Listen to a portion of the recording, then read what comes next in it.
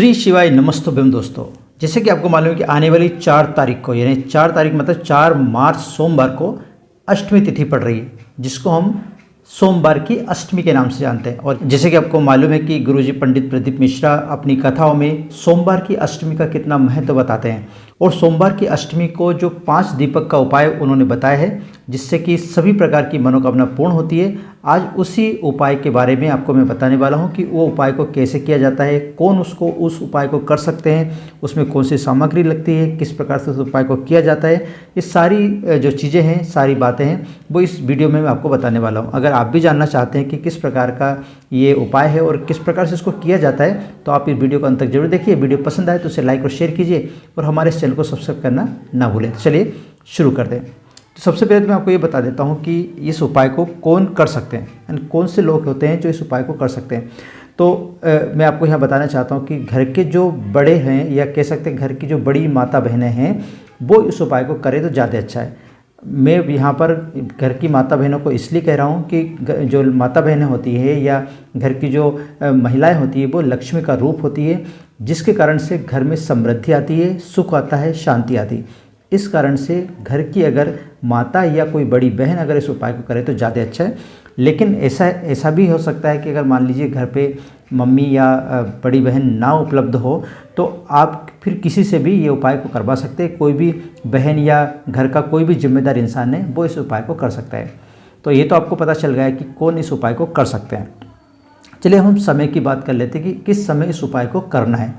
तो जैसे कि आपको पता है कि जो दीपक वाला उपाय होता है, कोई सा भी दीपक वाला उपाय होता है, किसी भी भगवान के लिए जब हम दीपक का उपाय करते हैं, तो अक्सर जो दीपक का उपाय होता है वो शाम को किया जाता है, शाम को या फिर रात्रि को, क्योंकि दीपक रात्रि और शाम को ही जलते हुए अच्छे लगते हैं।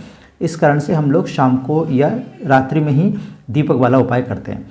तो अगर और जब भी हम शंकर जी का कोई उपाय करते हैं, शंकर जी को दीपक लगाने वाला उपाय करते हैं, तो हम ध्यान रखते हैं कि ये जो दीपक वाला उपाय है, हम शाम के समय यानी जिसको हम प्रदोष काल कहते हैं, उस प्रदोष काल में इस उपाय को किया जाए तो ज़्यादा अच्छा रहता है। अब आप बोलोगे कि सर प्रदोष काल कब होता है? तो प्रदोष काल जो होता है वो शाम को 6 से 7 के बीच में नॉर्मली देखा जाए तो इस समय जो आजकल का जो समय चल रहा है, उस हिसाब से शाम को 6 बजे से 7 बजे का बीच का जो समय है वो प्रदोष काल कहलाएगा आजकल।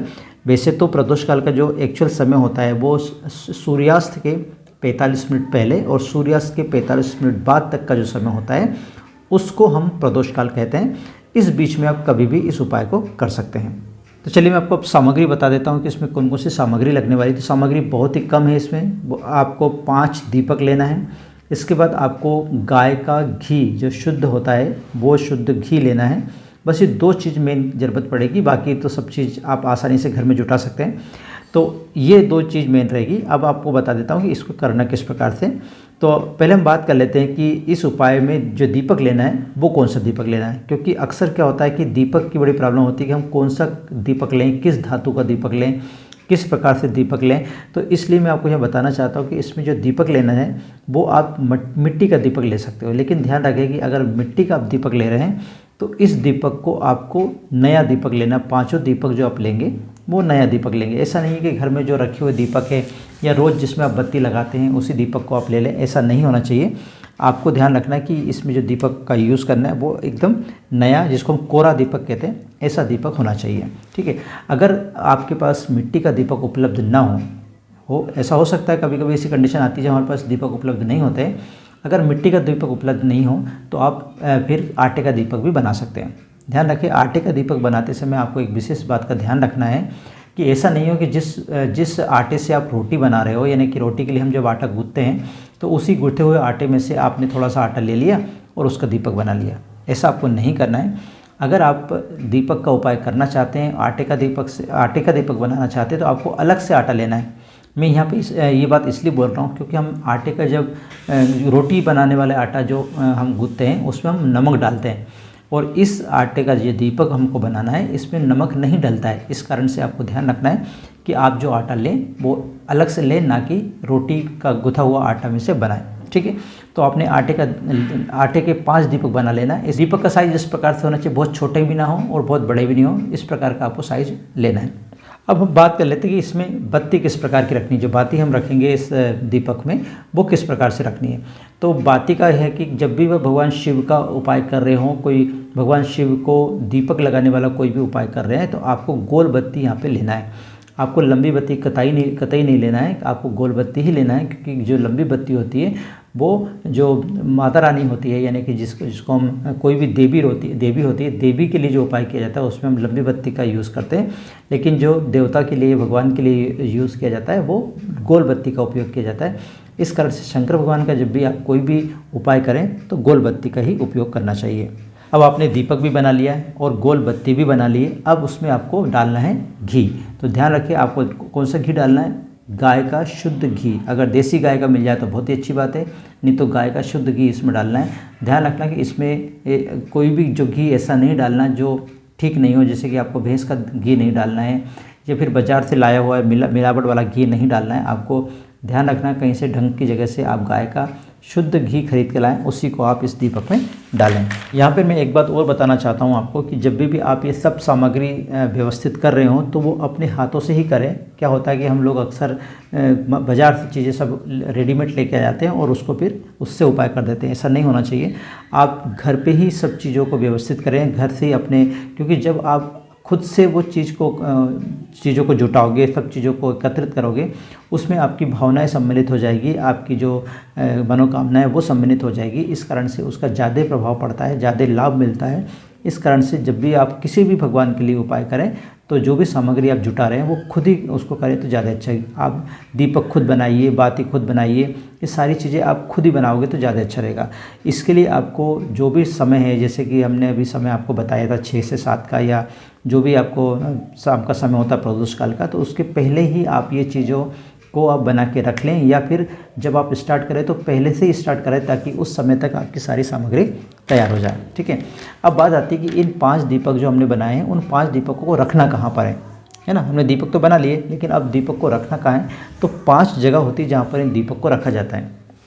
ठीक है। अब यहाँ पर एक बात और बता दूँ आपको कि सारे जो दीपक है, जो आपने दीपक बनाए हैं, उनको एक साथ नहीं जलाना है और घर से जलाकर भी नहीं ले जाना है। ठीक है। अक्सर होता क्या है कि हम लोग घर से 5 दीपक जला लिए और जहाँ जहाँ भी रखना हुआ रख दिए। ऐसा नहीं करना है, आपको वो दीपक को बिना जलाए हुए रखना है, लेकिन आपको जहाँ पर जाओगे, जहाँ पर रखने जाओगे दीपक को, वहाँ जाके जलाना, ना कि घर से जला के ले जाना है। ठीक है। तो सबसे पहले हमको जाना है शिव मंदिर।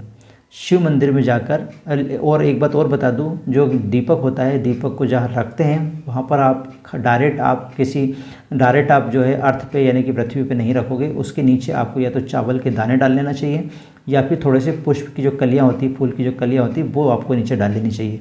डायरेक्ट आप नीचे दीपक को नहीं रखना चाहिए। ठीक है।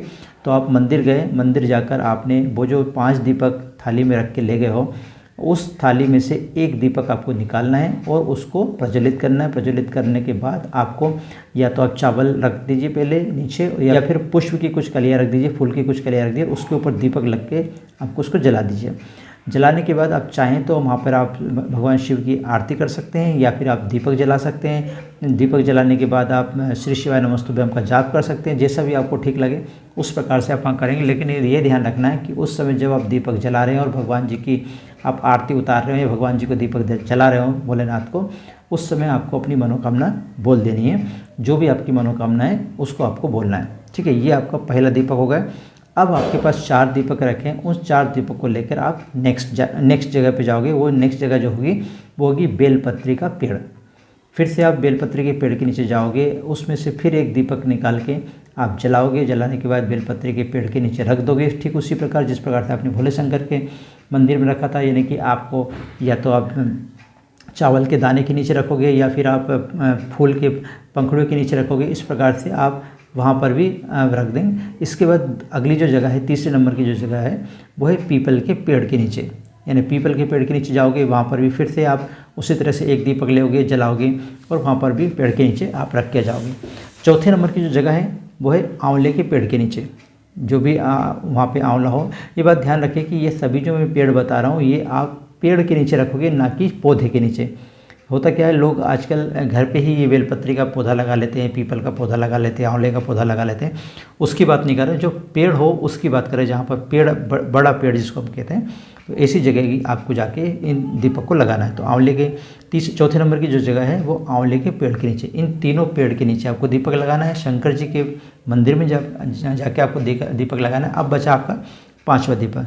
जब आप घर की तरफ वापस लौट रहे होंगे उस समय आपके जो थाली है उसमें एक ही दीपक रहेगा, और वो जो दीपक है वो आपकी जो घर का मेन गेट है उसके बाहर आपको राइट हैंड साइड पर उसको लगाना है।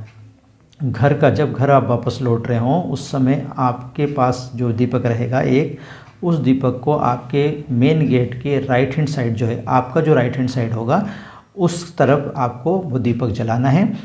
ठीक उसी प्रकार जिस प्रकार से आपने बाकी दीपक जलाए थे उसी तरह पे यहाँ भी दीपक जलाना है। अपनी मनोकामना यहाँ पर भी बोलना है।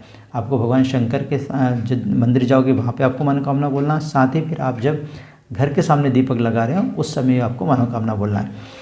इस प्रकार से अगर ये विधि जो मैंने आप बताई है, जिस क्रम में आपको बताई है उसी क्रम में अगर आप करते हो इस उपाय को और पूरे श्रद्धा मन से इस उपाय को करते हो तो ज़रूर आपकी जो मनोकामना है वो पूरी होगी। आपको मालूम है कि बहुत बड़ा उपाय है, इसको आप साधारण उपाय ना समझें, क्योंकि अष्टमी का जो दिन है वो बहुत ही मान्य दिन है, भगवान शिव को बहुत पसंद है। इस कारण से इस दिन अगर आप पूरी आत्मा से पूरे मन से इस उपाय को करते हो तो आपकी मनोकामना अवश्य पूरी होती है।